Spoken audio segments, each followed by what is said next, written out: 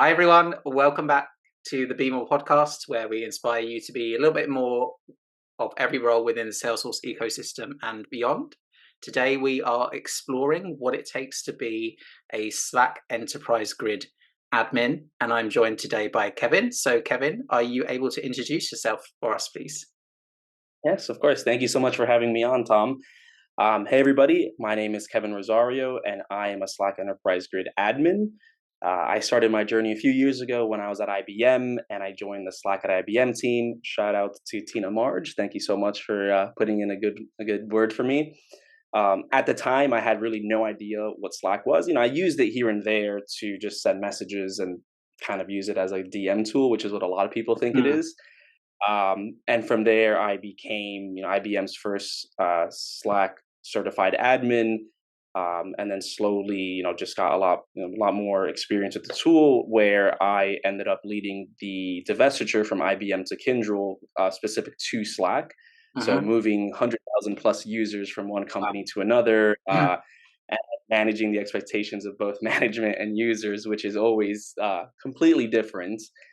And then from there, joined the consulting company where we'd help organizations do the exact same thing: how to manage Slack, how to improve productivity, collaboration, um, all the fun things that people think Slack is really not for.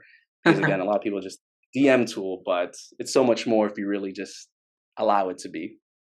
Yeah, definitely. I think it's definitely a potential email killer if you Hmm. embrace it fully, and really looking forward to this conversation as somebody who kind of is more known and does more stuff in the Salesforce ecosystem. I had the opportunity to explore some of the Slack credentials myself and kind of worked my way up through the Slack admin and Slack consultant credentials recently. So looking forward to kind of testing myself really on what knowledge I do Yeah. remember, and definitely looking forward to understanding what that means to actually put some of this theory in practice, right? Because I guess that's a skill in itself. Yeah, absolutely. I'm looking forward to it as well. I mean, hey, if you're trying to take my position, I'll put up a good fight, you know.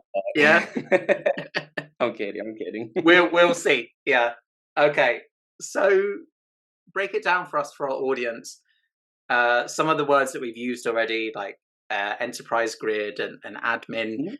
Can you kind of define what your role as an enterprise grid admin is, and maybe start with just clarifying for our audience what enterprise grid even is?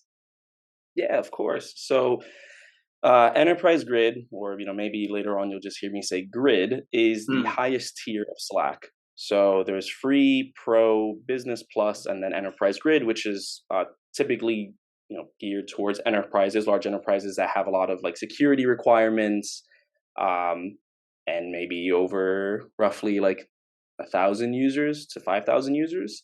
hmm. Enterprise Grid traditionally offers a lot more flexibility when it comes to certain APIs, like admin APIs, and it has additional capabilities like data loss prevention, e-discovery, things that again large organizations need in order to meet all their compliance requirements. So again, I think most customers typically don't use Enterprise Grid Hmm. because they're small organizations, but once you pass a certain threshold, um, it just kind of makes sense to get on it. Yeah.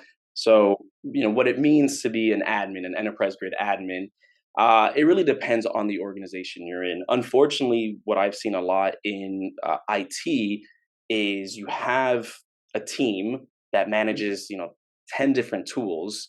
Yeah. So they're just putting out fires constantly, left and right, just doing support, helping, resolving tickets, things like that, which is okay. There's no shade to that, no shame in that as well. Um, but where you really manifest that improvement or that enterprise grade admin spirit is when you can see the entire environment and you really know, or you really start thinking, how can I improve it so that my users can improve their collaboration, improve their productivity? How can we take barriers away? How can we connect Slack with things like ServiceNow or Zoom Hmm. or uh, Outlook Calendar, just or Yep. Zapier, like all these different tools? Yeah. How can we connect all of this into one ecosystem to just have users spend 80% of their time in Slack rather than going back and forth between all these different applications and all these tools and really get hit with what they call the toggle tax.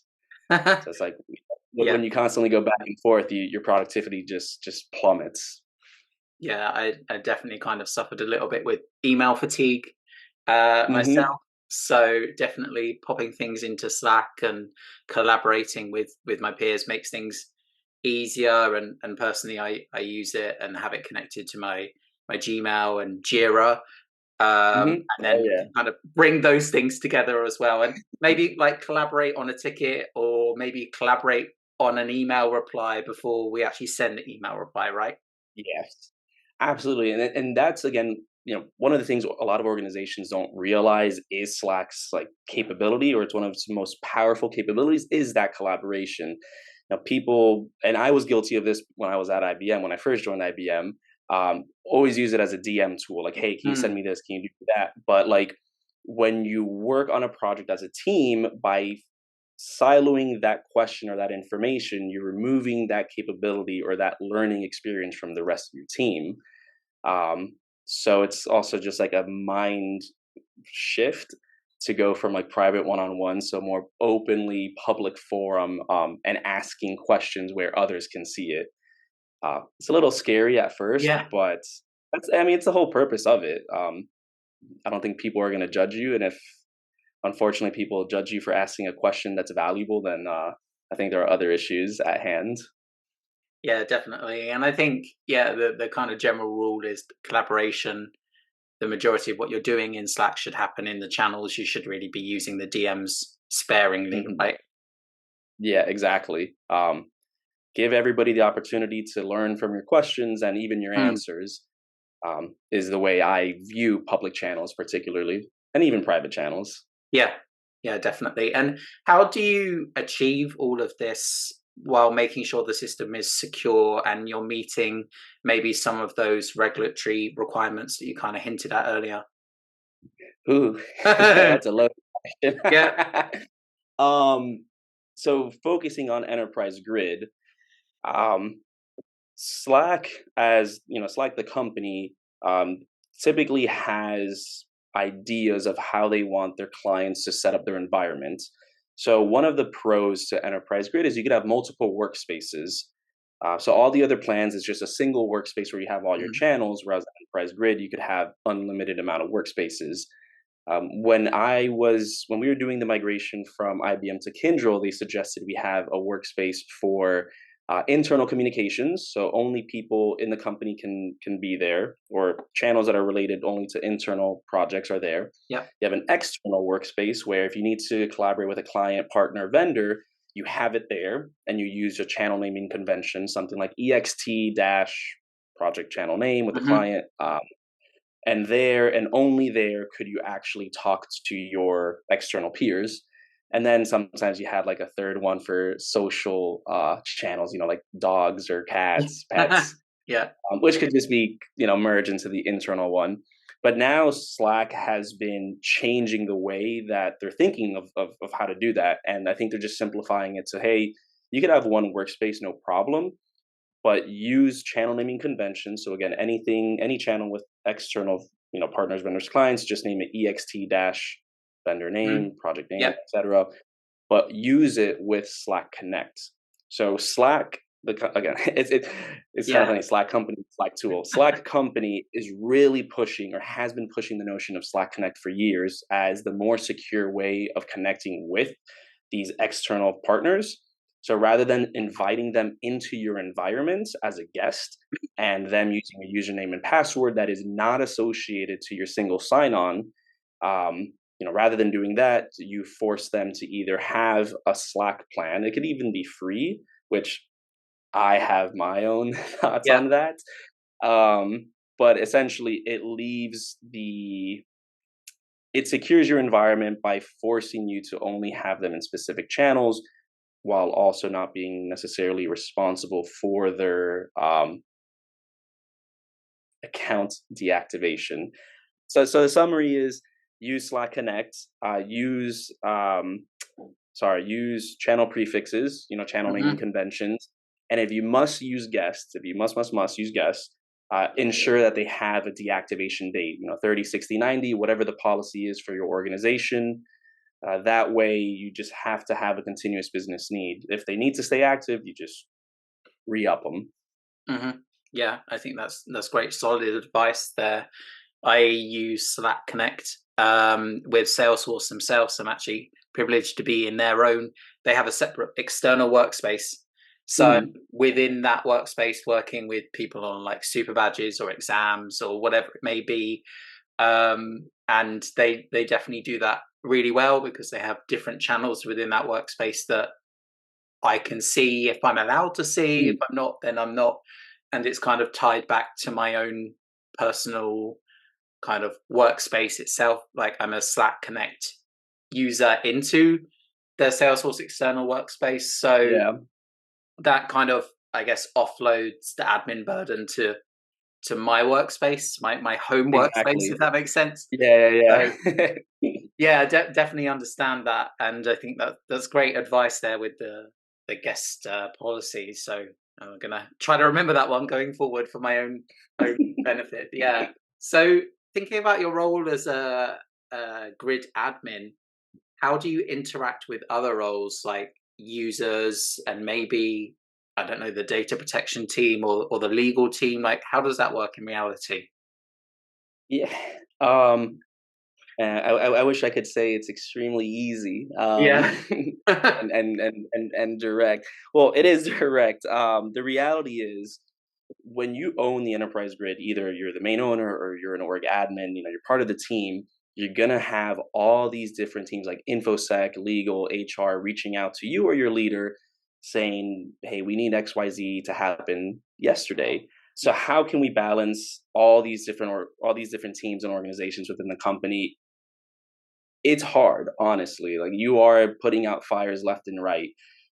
Sometimes infosec will want something, they Mhm. want the strictest restrictions that you could ever find in Slack because they just don't really know what the capabilities are. I've had in the past where they did not want to use Slack Connect because they felt or they understood that we are adding all these external people to our environment. And once we broke it down that that's not the case, it's actually the more secure solution. They came around and realized that, yeah, we should be using this. So oftentimes it's teams are just, they have their own things going on. They Mm. have their own files putting out. So they just, hey, we need this done and that's it. So we just need to spend time educating all the relevant teams like what these features are. For the users, that is the hardest, but it's also the most fulfilling because working with users, like, they are the end users. They experience all the little changes that go out either from Slack Corporation itself Mhm. or policies that we implement. So Yep. using users, using your users is a great way to truly test like whether or not the changes are effective, from an organizational standpoint, because oftentimes we just push changes. We say, that's good enough. It's going to be good, but we could do a lot more harm than intended. So a lot of organizations actually have Slack champions. Mhm. Slack Corporation can also help, build that up. But the idea is you have a core group of people within your company who love Slack, who are passionate about it, and want to, kind of be that sounding board, either for feedback, for changes that you want to push out, but even increase the use of Slack within the company. They're the ones who go to their respective departments and say, hey, let's get out of email, let's connect these tools, let's do XYZ. They're the champions. Thinking about your role as a Slack grid admin, do you do this alongside other responsibilities, or does the kind of role of being an admin for enterprise grid organization kind of keep you busy? Um, it depends on the organization. Mm. Uh, so Yeah. I mentioned, very early on, a lot of teams just mash all these different tools and just give it to a few people and say, all right, y'all got to take care of all of this. Yeah. Um, IBM, I was lucky. I only focused on Slack when I was on the team.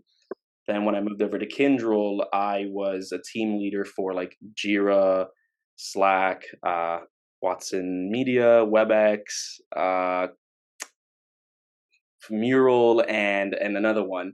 Mm. So I spent like a lot of time having to go back and forth between the applications. Luckily, the other we had like really, really good admins for all the tools, so I didn't have to like do much of it. But having to switch between back and forth and look at the overarching strategy for collaboration, the collaboration suites, really did take some time away from being a Slack admin, which was not great. And even when I was at Slalom, I was the grid owner and still having to consult for external clients. It was like Hmm. a like you know I want to focus on the internal like managing, but as a consultant, we need to focus on Yeah. providing for our clients. So it did take a lot of time off or away from it. In an ideal world, you focus entirely on it. You push all these amazing changes. You work with all Yeah. the different teams, HR, finance, whatever. You really get them involved and really learning on Slack. But the reality is, you're gonna own a lot of different tools. Just like anybody within the IT sphere can say. Any kind of tips between juggling those different systems and responsibilities? Prioritize because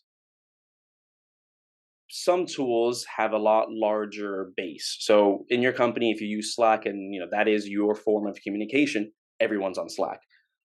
You might have Jira as well, but only a small team uses Jira. It Mm, doesn't make them any better or worse or more important or less important or anything like that. But if both applications have a big issue, you need to prioritize the one that affects the most people or has the largest impact. yeah. Um, so not only is it assessing the situation, it's assessing the impact.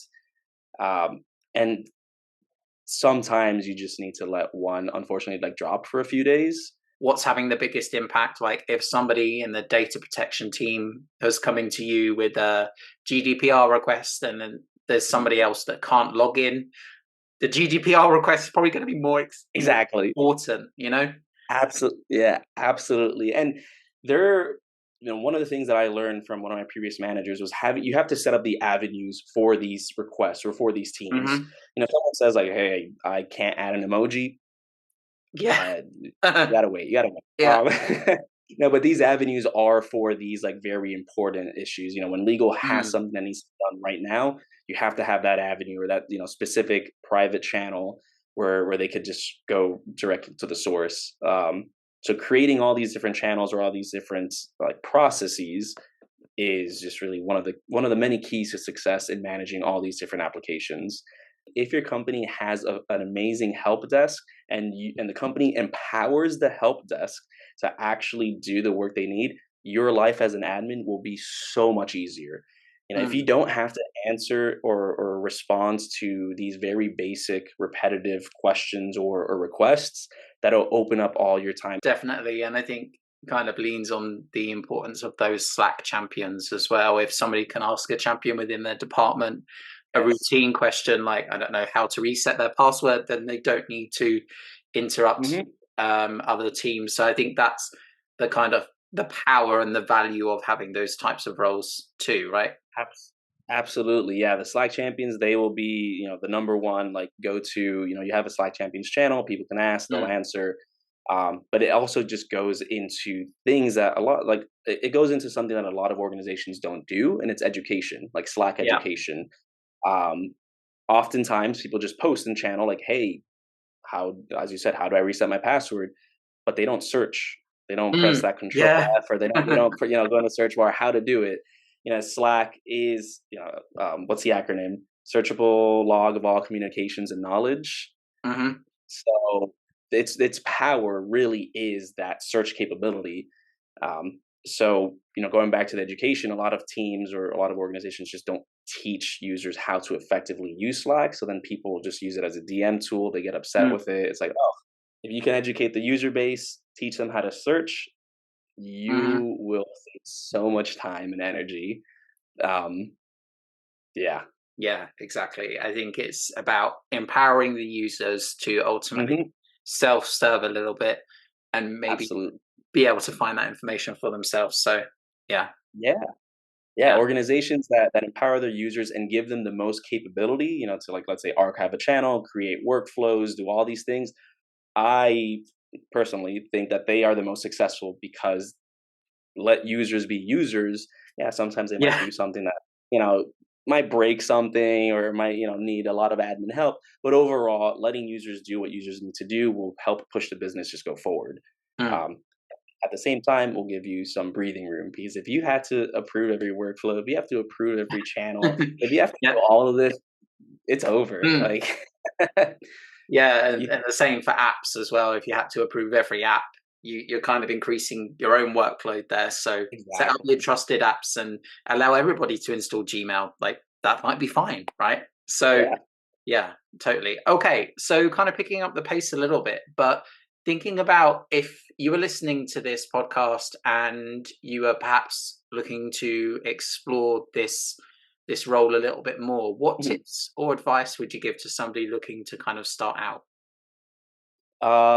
Be curious. Yeah. Always ask questions. Like always ask questions like why. One of the things a previous manager told me, who works at Slack now, someone asked me for something, and I was like, yeah, sure. And he's like, but why? I'm like, what Yeah. do you mean why? You're supposed to just keep on asking why, because if someone says I need you to do something, and you ask why, you might get to a different outcome.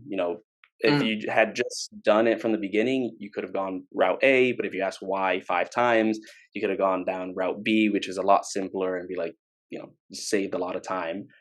So definitely be curious. And two, if you're passionate about, maybe like change management or wanting to change how people work, change, or excuse me, if you want to create new processes, um, I'd say it's perfect. Again, if the organization really values that, this is a perfect type of mhm. role. Yep. Um, you will definitely have some more technical questions, but if you can carve out that like niche of that change management and really re-educating or reinvigorating your company or your team, um, to change the way they work, then it's amazing. And I'd say lastly, so be curious. If you love change management and want to help people, that's definitely it. Um, and then lastly, just be persistent. Uh, I think it's right now. I think right now it's hard. Persistent in two ways. It's hard to find a Slack admin role right now because again, Mhm. companies just tend to lump it into just general IT services or IT teams. Yep.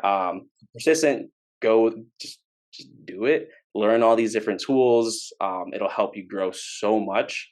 And then the other side of persistence is what we were saying, negotiating with different teams on pushing out new updates or creating new policies. Like you have to be an advocate for both the company and Mm, the users. Um, yeah. so if you can do that, you will be very successful in this role. Thinking about your own journey, if you were to start again on the kind of path to becoming a StackGrid admin, is there anything you would do differently or change? Yes. It's a conflicting. I'm going to give a conflicting answer. Mm, Um, when I first started, I was very passionate to be on the user side. Whenever I heard a complaint or anything, I was always there, like on the scene, on the virtual scene, asking questions, clarifying things, and I'd get too involved in that. Um, and it took me some time, some burning. I got minor burns. When you focus on the large changes and the roadmap, then you're able to really protect that lane. You can prepare yourself as much as possible so that if anything bad happens, you can take action really quickly. Whereas if you're focused on the small details of everyday, like issues, then you're setting yourself up for failure because you're not prepared for those large changes or those mm. large outages. So, for anybody listening or watching, definitely stay committed to your users, but realize that you have to take a step back and make some changes or do some things that users might not like, but it is for the overall health of the company and the organization. Because if the users can't work, Yeah. then that's a big issue. Yeah, definitely. And I like how you kind of reflected on the making the mistakes and learning from the mistakes, because I think that's applicable to many roles in Mhm. general, and it kind of shows that growth. Like, you've done something wrong, you've been burnt by it, perhaps. So in the future, you're not going to do the same thing again and experience the same issue, right? Hopefully. Yeah. Perhaps there are misconceptions or like Mhm. a myth about what it takes to be a Slack grid admin. Like, is there anything you'd want to kind of demyth or kind of debunk, or perhaps even just clarify for the audience, like what it means to be a Slack grid admin? Slack Yeah. admins can read all your messages. No, no, we can't. Like, I mean, like, in order to do that, oh my god, there's so much legal things that I have to go through, and we would get in so much trouble, like fired on the spot if we were Mhm. to ever read anybody's messages. Um, so one, yeah, we Yeah. can't like it's there's no UI to read messages. There's no easy like, oh, well, what did Kevin said? We cannot do that. Yeah. Cannot do that. So when you're gonna send a DM to your friend and you're saying, "Oh my god, my manager can read it," no, they cannot. Um, Only legal has the authority to ever request anything. Bringing it to a close, unfortunately, but before we do Mhm. go, what's a way for people to connect with you? And is there any particular content that you'd like to kind of shout out? Yeah, you could connect with me on LinkedIn, just Kevin Rosario. That or I'm also active, semi-active in the Slack Champion Network workspace. Hmm. Um, could have any of your CSMs, your success managers add you to it, or if you have a friend that's in it. I'm also in the Slack community workspace. Yep. Not as active there, but regardless, you could find me in either. I'll respond no matter what. Yep. Slackcertified.com as well has Yeah. all the information for skills, maybe like mini badges and even the Slack certified admin, consultant, and developer paths. Hmm. Uh, I am trying to write some blog posts and putting it on LinkedIn. I did one, but then I got a little lazy. So I'm hoping with some free time in the next few weeks, I'll be able to publish a few more, primarily on managing environments and also doing some very niche things like migrations from Hmm. grid Yeah. to lower plans or between the same level of plans. Uh, so hopefully you'll see that soon. Awesome. Well, looking forward to seeing that.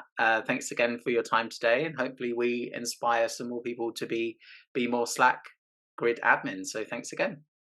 Thank you so much for having me, Tom. Really appreciate it. Thanks for tuning in to Be More with Tom Bassett. Don't forget to like, subscribe, and leave any feedback in the comments.